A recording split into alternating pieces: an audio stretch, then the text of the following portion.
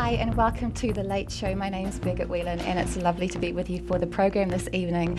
I'm standing in for Howard for the reason that we have a very special guest visiting the UK at the moment. So we're broadcasting out of our London studio, and our special guest serves as the director, the president and the chairman of the Oasis of Hope health group based in Mexico and in the United States. He is a distinguished oncologist and surgeon who integrates both conventional and alternative cancer therapies whilst also caring for the emotional and spiritual well-being of his patients. He's written extensively in the area of cancer and integrative therapy. 15 books he's authored and co-authored, so it's a great pleasure to welcome to the program this evening Dr. Francisco Contreras. Dr. Contreras, welcome. Well, thank you very much, Birgit. It's actually my honor to be here with you tonight. Thank you. It's so wonderful. And I was just talking to you before the program started, Dr. Contreras, because we've mentioned on our social media about you appearing on the program this evening, and we've had such an amazing response, such interest and support from the viewers, because I think that obviously this is a topic, this whole area of cancer, that affects so many people's lives. So it's just really wonderful that you could be here to share your experience and expertise with us. Yes, and basically my message is a message of hope. People hear the word cancer, they don't want to even repeat it. They call it the C word and all of these things, because the impression from everybody is that cancer is a death sentence. And I'm here to tell you that it doesn't have to be so, that you can beat cancer, you can live with cancer for many, many years with very good quality of life. So there's a number of options that you have when you have been diagnosed with cancer. I just absolutely love the way that you're starting off on that basis of hope, because I think it is just so important to communicate that. And as we go through the program, it'll be interesting to pick you up on that, because I know that even for those who have survived cancer, that there's a very real fear of recurrence, which is something that you see in your treatment centres and hospitals. So it would be great to come back to that point. Definitely. But just to consider this statistically, because in the UK, 1 in 3 people's lives, or 1 in 3 people will be diagnosed with cancer at some stage during their lifetime, which is a huge proportion. I mean, this is extremely pervasive. So for many of the people watching, if not all of us, our lives have been impacted in some way by this disease. So, and 1 out of every 4 people already has a loved one with cancer. So our contact with cancer is very, very high, and it's something that we are that we don't want to see, and thus we are uninformed or misinformed, which is worse. And many times we make the wrong decisions because we perish for lack of knowledge. Yes. Yeah, well, I mean, it would be great to consider this topic from all angles. And I just wanted to make you aware that if you have any questions for Dr. Contreras, please do email and text us. The details are coming up at the bottom of the screen. So I'll be receiving your questions throughout the program. And we're wanting to look at this in terms of causes, in terms of prevention, if there has been a diagnosis, treatment options, both conventional and alternative, and also considering the role that lifestyle factors such as nutrition and exercise play, and also the emotional and spiritual aspects of a diagnosis. And also, if you have been diagnosed, the possibility of living a long life and a strong life with cancer, and even being cancer-free. So we're wanting to cover all of these areas. So do email in with any questions that you have. It would be really lovely to hear from you. So Dr. Contreras, I wonder if I can start off by asking you about the Oasis of Hope, because I know that last year the Oasis of Hope celebrated its 50-year anniversary from its founding in 1963. It was founded actually by your father, who is also a distinguished oncologist, Dr. Contreras. Correct. And I wonder if you would just share with us his vision, because he was actually a bit of a pioneer. So his vision and the history and the work of Oasis of Hope. The origin of the Oasis of Hope is very peculiar, because my father was the director of a major oncological center in Mexico City. And when he celebrated his 25th wedding anniversary, he went on a tour around the world and visited Pergamum. And a guide told him, would you like to visit the first hospital ever in the history of humanity? And of course my father said yes, and he took him to Asclepion temple. Asclepius is the god of medicine in the Greek mythology. And what was interesting, my father told me later, is that in this temple, people would go to the temple and first be evaluated spiritually. Wow. Which was astonishing for my father. Then from after being evaluated spiritually, then they would start treatment. Then they would be evaluated physically and actually start treatment. Wow. And then they had a tremendous amount of emotional support and hope. And they would take the patients through a tunnel. And this tunnel had holes in it. And unbeknownst to the patient that was walking in the tunnel, people on top of the tunnel were telling them, "You're going to be healed." Wow. And you're going to be actually brainwashing them. And the people thought that it was the gods. They didn't know that it was other persons. And the results that they had were amazing. And so my father said, it's like a veil came down from my eyes. And I said, the reason why we're such a failure is because we're just viewing patients as mechanical entities, and we're the mechanics of their bodies, and we're not taking into account their emotional and spiritual needs. Right. So I'm going to go back and I'm going to change things. When he got back to the hospital, said what they were going to do, they kicked him out. My They goodness. thought that he went crazy. And they exiled him from Mexico City to Tijuana, a very small town at that time. Right. And so he said, if they're not going to allow me to do it in the social entity that are the government hospitals, the big hospitals, I'm going to do it on my own. And that's how the Oasis of Hope was started.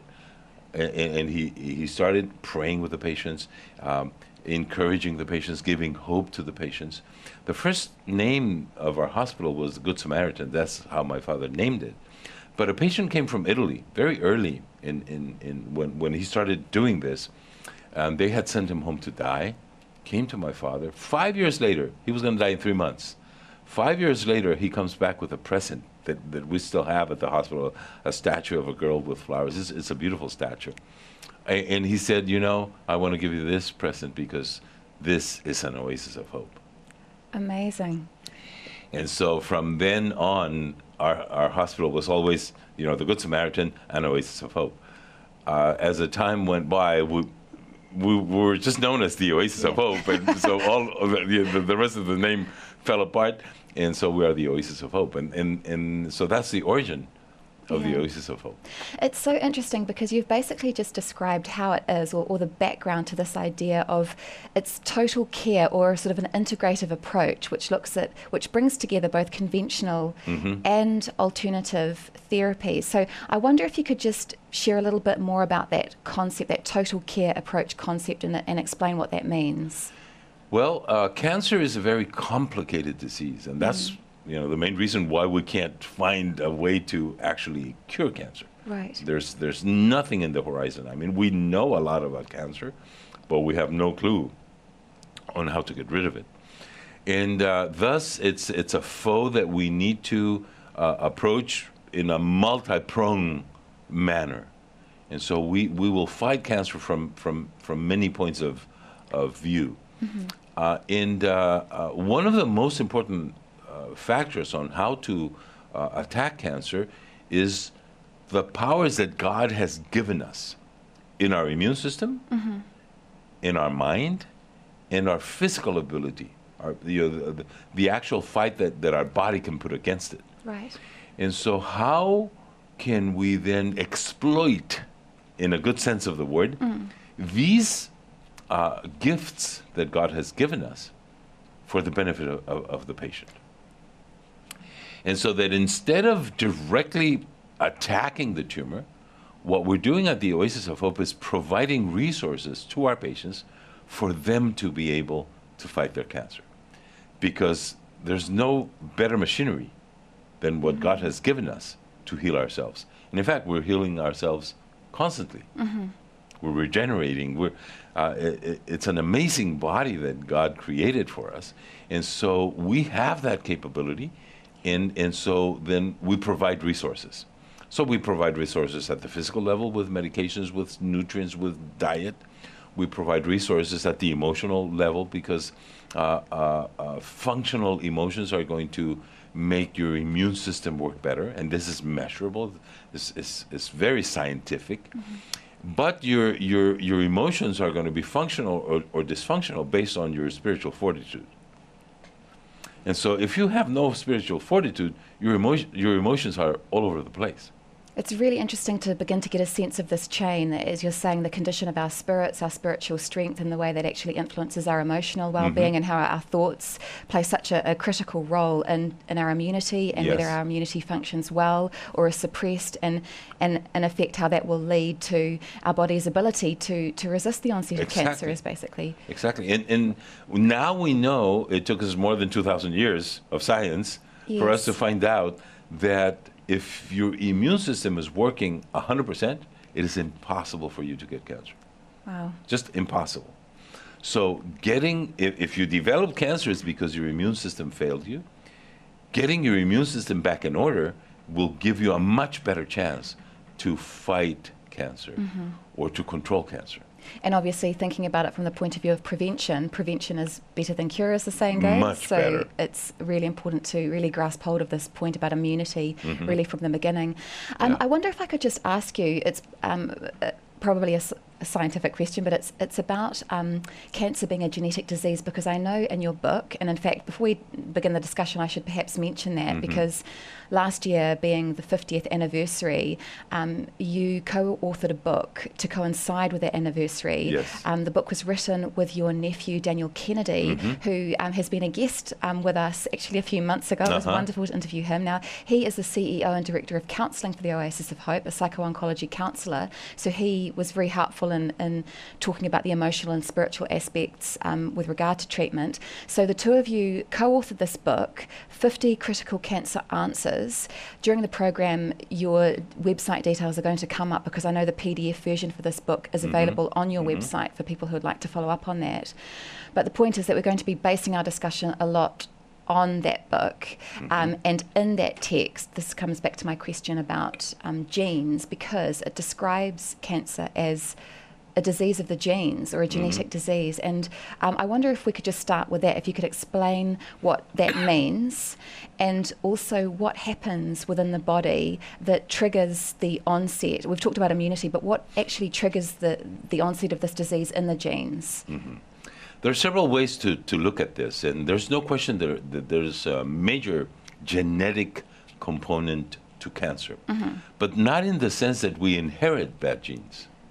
Okay, we may, because of the aggression that we bring onto ourselves with a bad diet, not doing exercise, not resting enough, not getting enough sunshine, and here in England, that's a complicated thing. I've been here 3 days and have not seen the sun much, so it's complicated. But a lot of people believe. In many doctors and many scientists will tell, especially women, well, if your grandmother had cancer and your mother had cancer and an aunt of you had cancer, the possibility is that you inherited a bad gene and that you can have cancer. And it is very far from the truth, as we don't inherit bad cancer genes. We activate our bad cancer genes. And so here in England, in 1995 and 1994, two major genes for cancer were discovered. The BRCA, or breast cancer gene number 1, and BRCA2.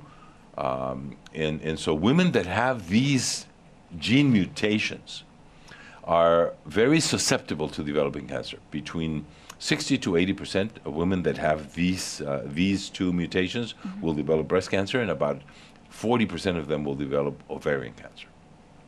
So you say, well, then genes do play a major role.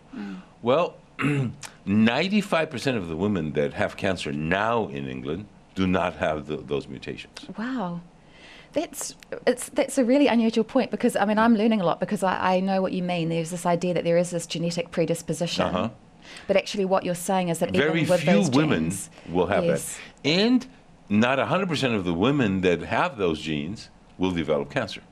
Okay, so between 40 and 20%. Now, women that have discovered those genes, if they change their lifestyle, then they have been able to avoid cancer of the breast. Now, if you think about it in large numbers, then you would say, well, the incidence of cancer in England is about 153 per every 100,000 population. And the incidence of cancer in China is 1 per 100,000 population. So then the Chinese don't have the gene, and the English women have the gene, unfortunately. Well, interestingly enough, when Chinese women migrate to England and start eating like the English women, in a matter of a few years, then they have the same incidence of cancer as the English women. That's staggering. So genes play a very minor role. So that's one of the questions that a lot of people have, and that we address in the book, for women, not to be bogged down because, oh my God, I have this genetic predisposition, and then I cannot do anything about it because it's in my genes. Yes. And so they're defeated before they can start a fight. Yeah. So really, actually, by emphasising this point, it's actually empowering people, because what we're actually realising is that it is a lot to do with choices. It's a lot to do with our lifestyle in terms of nutrition and exercise, and we can do something about that, which I'd like to pick up on with you. But just a question before we move on from this aspect of genes. Are there predictors? Are there... there was an aspect in your book which talked about there can be certain predictors. Yes. And actually, on that basis, some people take action, precautionary action, before the disease develops. Sometimes you read of celebrities that may have a mastectomy in order to prevent the disease. Could you touch on that is very unfortunate topic? because I'm sure that a lot of your viewers have heard about Angelina Jolie, who was found to have those BRCA1 and 2, and she decided to have a preventive double mastectomy. And she might be preventing breast cancer. Now she's thinking about removing her ovaries, because that also increases. Where are we going to stop? If you have a predisposition for colon cancer, are you going to remove it? We're going to end up with no parts in our bodies. And again, as I tell you, the fact that you have those genes, you have a predisposition, but those genes have to be triggered. So if instead of taking body parts away from you, you say, well, what is it that triggers that gene, that bad gene that I have? Well, then I cannot trigger it. Yeah. And that's usually just lifestyle. So we'll talk about the triggers then, and we'll talk about lifestyle, and it would be great to start with nutrition, because in your book you talk about foods that heal. I wonder if you could just talk about helpful foods that actually can prevent the onset of cancer, and foods that actually contribute to this developing in the body. Yes.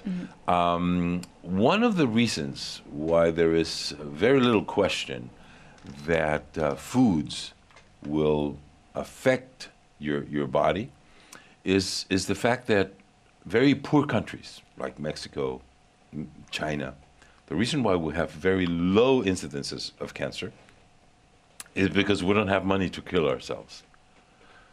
We eat from what the earth gives us, and that's about it. I cannot go to a marketplace to buy foods that have a shelf life of from days to years, right? And in order for that to happen, those foods have been terribly manipulated, and they have been manipulated with chemicals.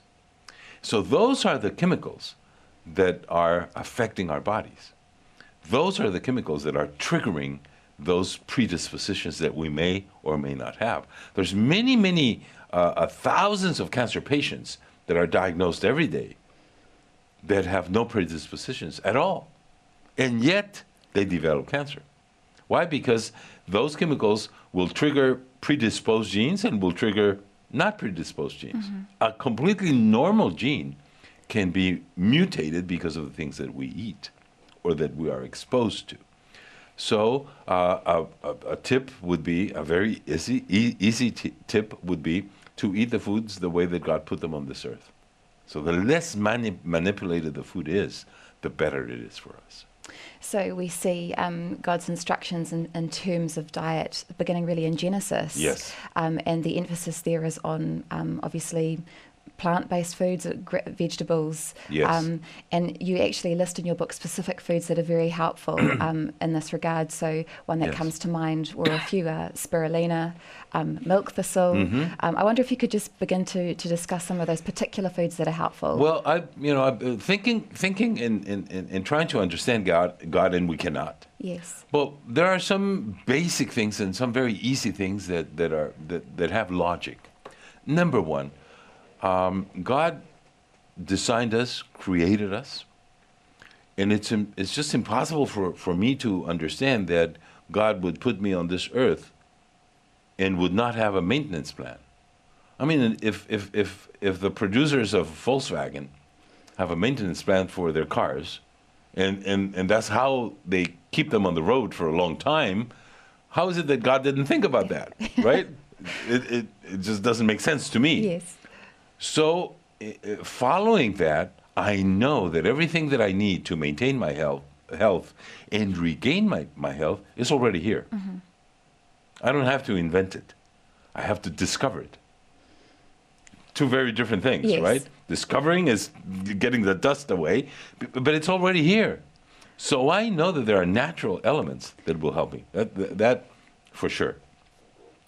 The second aspect is that even though we have adapted to a completely new type of world that's far away from what the Garden of Eden was for us, and we live in this fallen world with so many things that are working against us, we can, by the grace of God and by the information that God gave us, keep and maintain and regain our health. Yeah.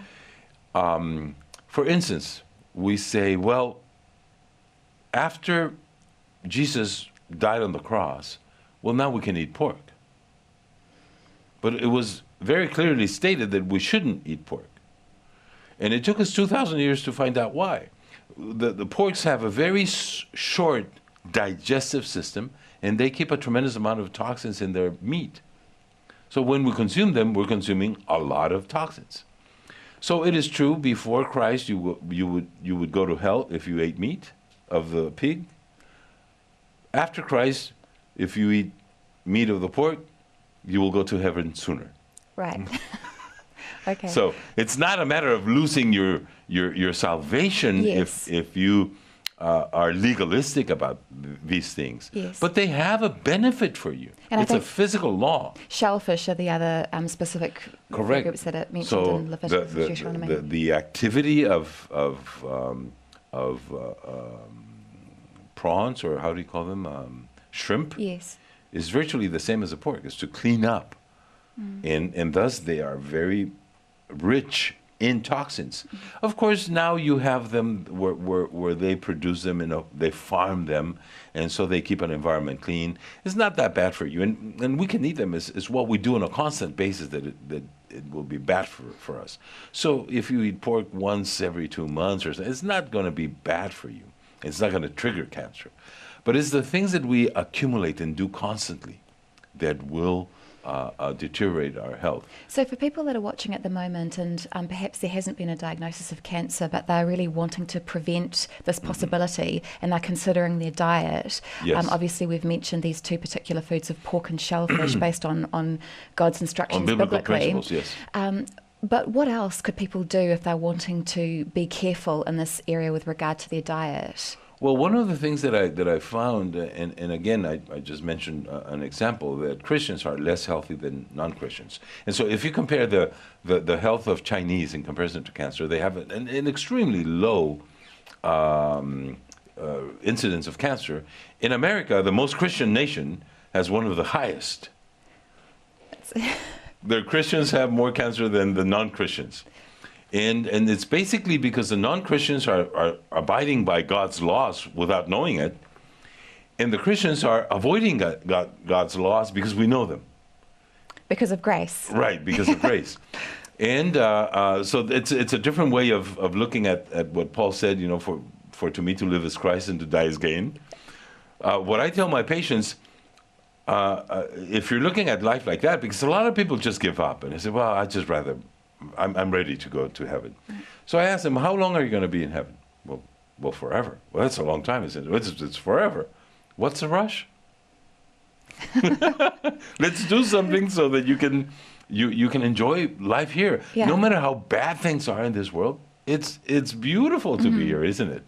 And by the grace of God, we can enjoy this terrible world in a way that can be beautiful, and we can do meaningful things. Then we can help other people. So I fight for life while I'm here. I know that I'm going to be in heaven forever, but I tell my patients, I would like you, they gave him 3 months or 6 months to live. And I tell them, well, how old is your grandson? Well, 3 years. Well, let's plan that you will be in their wedding. Yeah, that's the plan. Yeah. That's the goal. We want you to be in your... So you don't think about the next 3 months. You think about the next 20 years.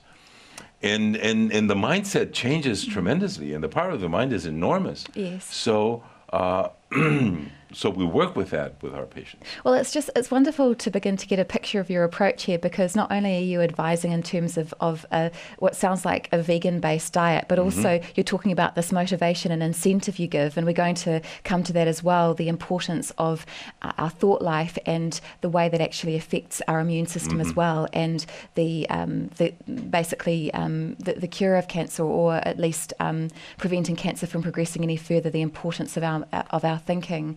So just going back to this idea of food, because I know that people will have many questions about this. For those with cancer, you would basically advocate a vegan diet, and if that's not possible, you refer to a Mediterranean diet. Would you be able to describe what the Mediterranean diet is? There are at least 15 published papers in the medical literature that show that patients that consume a vegan diet live longer and better than the ones that don't. Right. So we know for a fact that a vegan diet is the best diet for a cancer patient, because it precludes the possibility of cancer producing a number of proteins that are necessary for their growth. Right.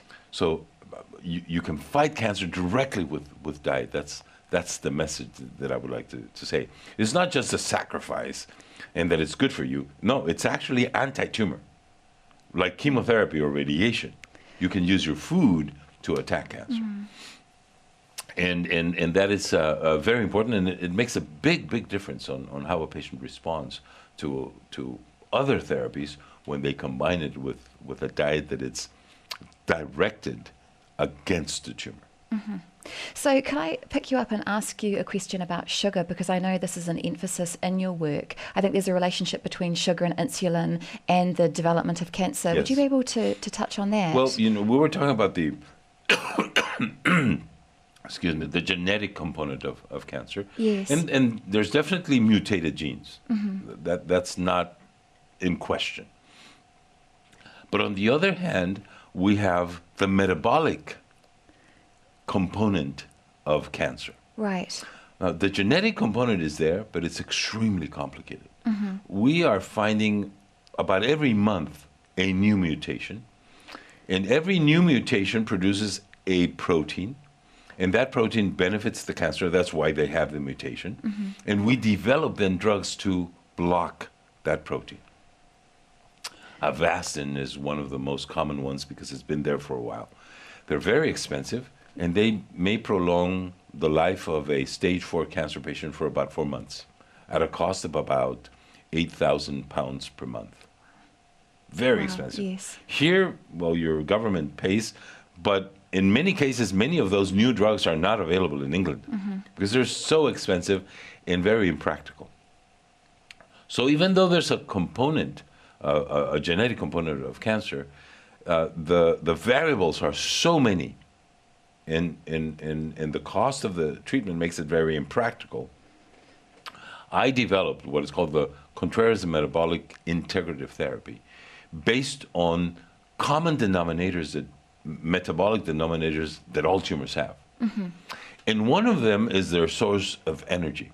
So whether it's cancer of the breast or cancer of the colon or a sarcoma or a melanoma, all of them need the same type of energetic. And so I can attack all cancers with one element. And sugar is what they need. And it's interesting that that was found out in 1930. And because of that find, that discovery by a German doctor, PET scans were developed at the end of last century, and now they're more and more prominent. Everybody has heard of a PET scan. A PET scan is they inject sugar into your bloodstream with a marker, a radioactive marker, and because tumors consume so much sugar, the tumors actually light up. Amazing. And so if you see that, then you can see the value of not giving sugar to a patient. And so our diet is not only vegan, it's also low glycemic. That is, we recommend the foods that have the lowest sugar of content of sugar possible. And nowadays you can go into the internet and you will find the glycemic index of all of the foods. And anything that is below 50% is considered low glycemic index, and those are the foods that we provide to our patients in order to affect the energetic source. Right. And thus the tumor cannot do everything that it likes to do because there's no energy. It's so interesting, Dr. Contreras, to begin to get an understanding of the foods which actually heal and can prevent and also help people who are diagnosed, and those which actually can exacerbate the problem. Yes. So it's just helpful to begin to get a picture of this. And I know that your book covers this topic extensively. People can find out more about this on your website. Correct. The book is actually coming up on the screen at the moment. And it would be interesting, actually, just to hear about your treatment of patients that come to your hospital and centre. This is such a critical part of the treatment of patients that you actually have cooking classes. Yes. And you view those who cook as actually part of your treatment team, don't you? Correct. Yes. And before we go into that, I just want to point out that for a cancer patient, a vegan low glycemic index is the best diet for them. Right. I'm not saying that everybody else has to go into that diet. Yeah. Now, in order to prevent cancer, then consuming the foods the way God gave them to us is the best. There are many studies that show that people that consume 5 portions of vegetables and fruits a day, and a portion is what fills a cup of coffee. This is not a lot. When you look at 5 cups, it's not a lot. If you do that, even without changing anything else in your lifestyle, if you smoke, if you drink, whatever you do, if you add 5 portions of fruits, you will lower the risk of developing cancer by 50%. That's amazing. So if you change, then all of the other bad habits is going to be a lot higher. And if you compound that with exercise, you virtually can reduce the possibility of you developing cancer as a healthy person by 100%. So in terms of exercise then, how much exercise should people be looking at in order to prevent cancer? The more exercise you do to a point, the better it is for you. But we were not designed to run 42 kilometers a day. Right. That you don't have to go that way. Studies show that 4 hours of strenuous exercise a day will lower the incidence of cancer by 60%. So anything that you do, just moving a little bit to 4 strenuous exercise hours a week is going to be very beneficial for you. Walking a half an hour a day will do it. That's how easy it is. You don't have to go to a gym. Now, if you do, it's better. If you play tennis, it's better. You have more fun than anything else, but walking is sufficient. Yeah. But really walking, not window shopping, okay? You get out and walk for a half an hour. Brisk walking is as good as exercise as any. We're going to go to the emails in just a moment, but I just wanted to say it is amazing to hear about how you can reduce your chances of developing cancer, and to hear the statistics, the percentages that you mentioned. You can reduce the likelihood so incredibly by diet and exercise alone. A mammogram reduces your incidence of cancer by 0%. Exactly. And every woman is thinking of doing it twice a year. Yeah, as if that was a kind of a prevention. But also, actually, for those who have cancer, exercise helps with, is it cytotoxic therapy? You're right. Treatment. It has, people with cancer will respond better to any therapy if they exercise, will live longer if they exercise, and will tolerate even chemotherapy, much better than people that do not do exercise. Well, we have so many messages that have come in, Dr. Contreras, so it would be great to actually go to those now and begin to get your feedback. We have a message from Ali in Wales who said that Ali was diagnosed with neck cancer 2.5 years ago, and they didn't find neck cancer, okay. And they didn't find the primary cancer, and it was aggressive. Ali says that she had surgery and radiotherapy, and so far is still in remission. Is it possible for your immune system to kill off the primary cancer? I had a PET scan, and it shows dots on the thyroid. However, after removal of the thyroid, it was okay. That was not the primary. 15%. 15 out of every 100 tumors that we find, we will never find the primary tumor. So it is possible for the immune system or for the actual primary tumor to disappear, and then you only find the metastases. So even though it's not common, it's not rare. So primary unknown stage 4 cancers is something that we deal every day on our practice. Now she's in complete remission. The possibilities of cure for her are very high. And the same thing that we were talking about for healthy people to reduce the incidence of cancer are the things that she needs to do in order to reduce the risk of a recurrence. Thank you. We've received so many messages, so I'll keep reading through these. It says, dear brother and sister in Christ, if you feel it's better due to faith, do you think that you still need to take your medication for any sickness or disease? And that's a question from David. Yes, this is something that we deal with on a daily basis with very committed Christians. They say, well, if I'm going to have faith, I'm going to have faith. Yeah. Let me tell you that Jesus used several methods to cure people miraculously. To some, it was just a word. To other people, go into the water so many times. To other, he made mud and put it in the ice. So I do believe that God will also use doctors to miraculously heal you. The fact that I give you my treatment does not mean that I cured you. The only healer is God. He just has chosen to use several methods. So personally, in being a doctor, I have no conflict with that from a faith point of view. Yes. But if your faith, the Bible says that faith should be sufficient. But let me tell her 3 examples of faith. Basically, we base this on the fact that the woman with the blood issue for 11 years touched the hem of Jesus, and Jesus said, your faith has healed you, correct? Now, the example of the 4 friends that wanted to take their paralytic friend to Jesus, and it was so crowded, and they didn't want to miss the opportunity. They went to the roof, they made a hole in the roof, and then they dropped this patient to Jesus, right? And Jesus was impressed. And so he addresses the friends and says, because of your faith, this guy's going to walk. Yeah. Now, it is possible that the paralytic also had faith, but the Bible doesn't mention it. So it is also possible that he walked without faith. But it was the faith of the friends. Yes. Further, when Jesus arrives at Lazarus's virtual, when they were going to put him into his rest, the sisters say, you're late. He's already dead. Right? So the sisters, that is the friends, nobody there had faith. And Lazarus was dead, so he didn't have any faith, and yet he brought him back. Yeah.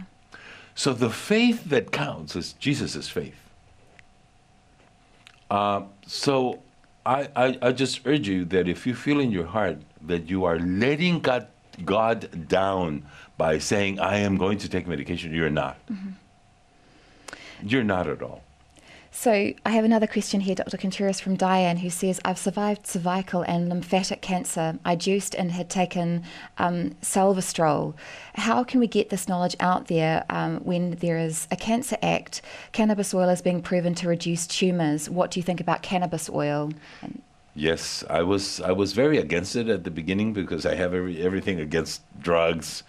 But there are now a good number of very well scientifically done protocols that show that cannabis oil definitely has some anti-tumor effect. And we are very close at the Oasis of Hope Hospital to do a clinical trial with it. Right. And once we do it, I'll find out how effective it is in a group of patients. I'm very happy that it worked for her. And so now I'm, you know, if my patients come with it, they continue using it. Thank you. We have a question from Anne who says, my husband is blind and has prostate cancer. Says PSA number 4, calcium levels are low and vitamin D is low. He is very tired. He is close to Jesus. Do you have any comments on that for Anne? Well, it will depend on how advanced the prostate cancer is, but if the PSA is 4, which is normal, then it's probably under control. And in order for him to improve his quality of life, he may contact us, because there I would need a lot more information. In fact, I'm giving 2 lectures in London tomorrow and the day after. Maybe he would like to come. I will also have time to spend some personal interviews with some of the patients that want to talk to me. In that way, I would be able to understand why, if the PSA is 4, the patient is not feeling well. And it could be because of secondary effects to the therapy that he had. And so there are many ways to improve the quality of life of patients that are in remission. It's really helpful that you mentioned your upcoming seminars, Dr. Contreras, and perhaps we can bring up the information on screen. As you say, you will be giving seminars in Stratford in London tomorrow and also in Manchester. The details are going to appear at the bottom of the screen for people who would like to follow up on this, where you will also be, as you've just explained, having consultations where people can ask you questions directly. Yes. So if you would like to follow up with attending one of these seminars or with these consultations with Dr. Contreras, please note the details at the bottom of the screen now, and you'll be able to follow up with him personally. So Dr. Contreras, more questions coming in from Peter, who asks, I've had cancer twice already. The first time I had cancer, it was Hodgkin's disease. The second time it was male breast cancer, and now I've been diagnosed with rheumatoid arthritis and I'm on medication for the RA. I would prefer to be healed naturally, but the pain is so great that I don't dare go off the meds. So what can I do to find a natural cure? By the way, there is a lot of cancer in my family. I was tested for, is it BRCA 1 and 2, and those came back clear. So what am I doing wrong? I don't smoke. Thanks in advance. Yes, there are so many patients that have done very healthy things in their lives and very healthy lifestyles, and yet they develop cancer. Yeah. And then we have, the patients that smoke and eat whatever, and they're 92 and they're doing great and never develop cancer. Most of us are in the middle, and we have to take care of our immune system. So we know for a fact that her immune system is at a very low level. And so working for her immune system would be something that would help her. At the Oasis of Hope, for patients like that, when we get a patient into remission, and the remission was obtained due to chemotherapy, I'm sure that in her case, she treated the lymphoma with chemotherapy and cured, and maybe the second malignancy was a cause of the chemotherapy. We know that for a fact, that those treatments, though effective, can produce another cancer. So my recommendation would be for her to work on her immune system. We have developed a very, very effective dendritic cell vaccine, especially for those patients that are in remission after chemotherapy, to counteract the onslaught to the immune system from the conventional therapy that was effective. So that would be one thing. And so if she would like to talk to me, I'd be happy to spend some time. Thank you so much for answering all of these questions, because they're so varied and it's just very helpful to get your insight. We have a few more and about 10 minutes left on the program. I would love to pick up on the emotional roots of cancer and how boosting or changing our way of thinking can actually help our immune system with regard to treating cancer. Let me tell you one thing you mentioned at the beginning of the program. Yes. That made me think about how powerful your mind can be. Yes. You are either a victim of cancer or a victor of cancer. And we confuse victory of cancer by getting rid of it. And there's so many people, as you mentioned at the beginning of the program, that, okay, cancer is gone, when is it going to come back? they're not victorious over cancer. Even though they had no cancer, they're still victims. And on the other extreme, you will have patients that, cancer is the best thing that ever happened to me. I was leading a life that had no purpose. I was not seeing everything that God had for me. And because of this tumor, now I'm able to appreciate everything that God has done for me. Cancer is the best thing that ever happened to me. That's a victor of cancer. So my message to all of you that are listening here, and for those of you that have cancer, tonight, you can make a decision to be a victor of cancer. You don't have to wait for a therapy. You can say right now, thank you, God, for my condition. Thank you for what I'm experiencing now, and cancer is no threat to me, whether you have it or not. And that's so powerful. From the medical point of view, many people say, well, that's false hope. That's crazy. If you have tumor, you cannot be victorious over a tumor, but you can. Because we make a decision. You or I don't know if we're going to be alive tomorrow, right? A bus may run over us, whatever. And by the same token, somebody that was told by a doctor and an authority, you're going to be dead in 3 months, that's a lie. You don't have to believe that. And you can be victorious over cancer from a decision that you make tonight. And then God will work on you on that miracle. And when God works miracles, our activity in that miracle is to maintain the miracle. So he does the impossible, and we do the possible. Dr. Contreras, can I ask you about the role, we're talking about our thinking, the power of our thoughts, our attitudes with regard to being a victor over cancer.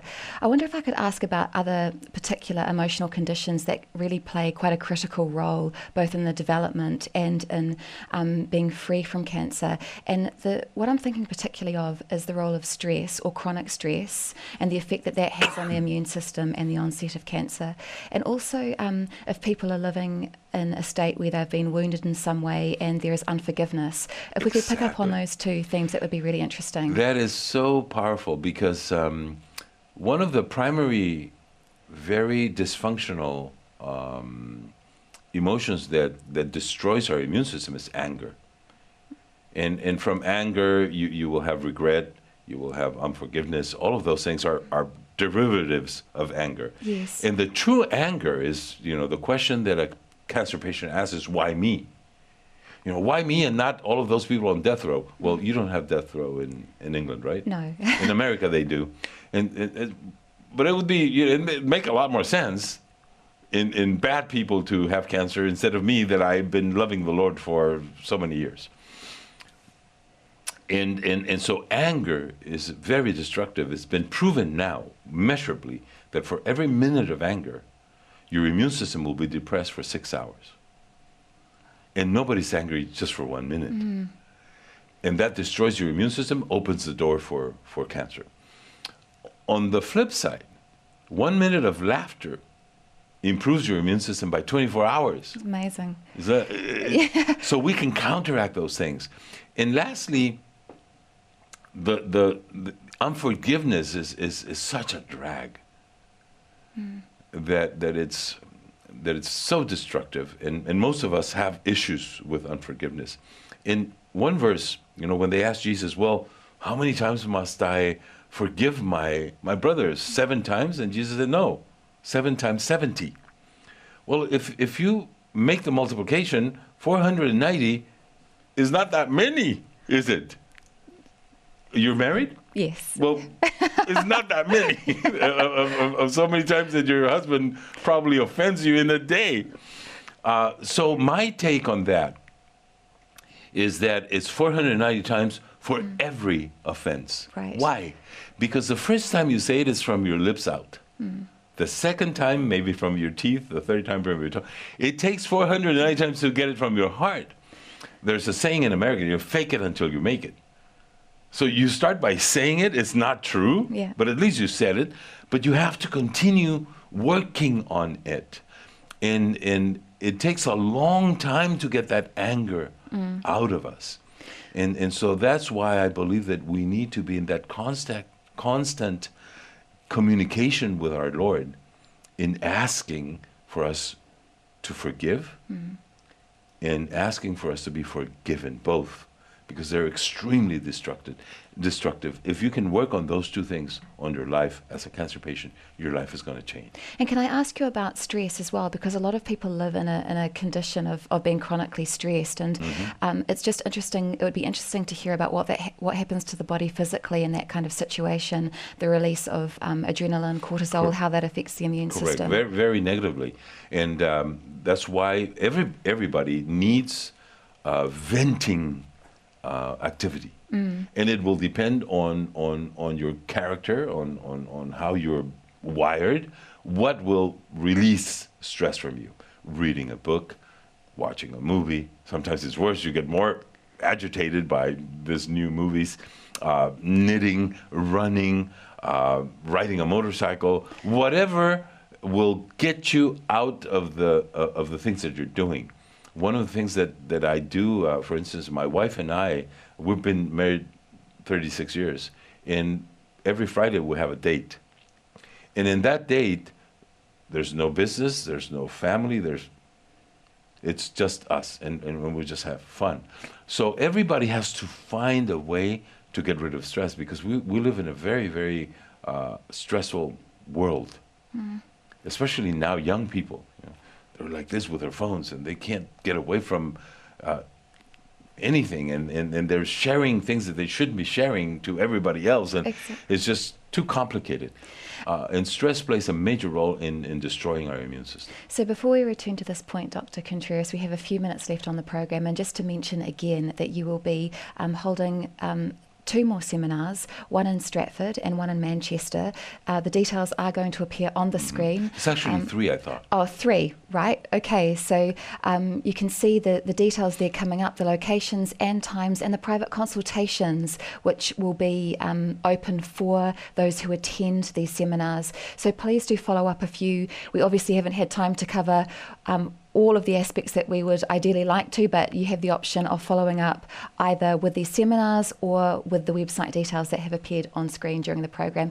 Dr. Contreras, it's just been so interesting. I mean, we've covered a lot of ground during the program. We've looked at the way that cancer is actually a genetic disease and the foods that can actually help in preventing the development of this, and also for those who have cancer, foods that actually can be quite helpful in the healing process. Yes. We've looked at the role of exercise, and it was actually just quite staggering to hear how much integrating the 5 fruits and vegetables and 4 hours of exercise a week can actually reduce the incidence of cancer developing.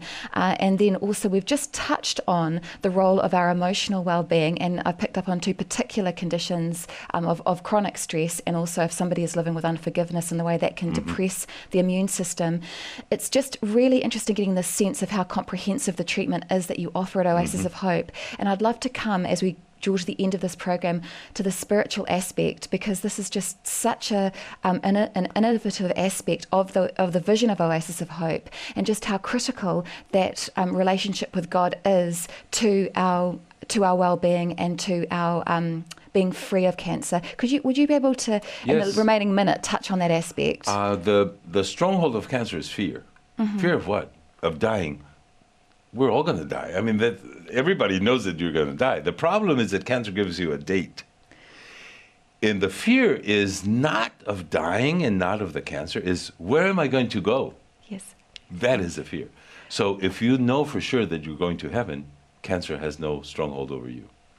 Dr. Contreras, it has been wonderful just hearing about the work that Oasis of Hope does, hearing about how your treatment actually is so holistic. It covers all of these different spheres of the human person. Your details have come up on screen for people who would like to follow up and learn more about this area. Thank you so much for joining us on the program today. See you again. Bye-bye.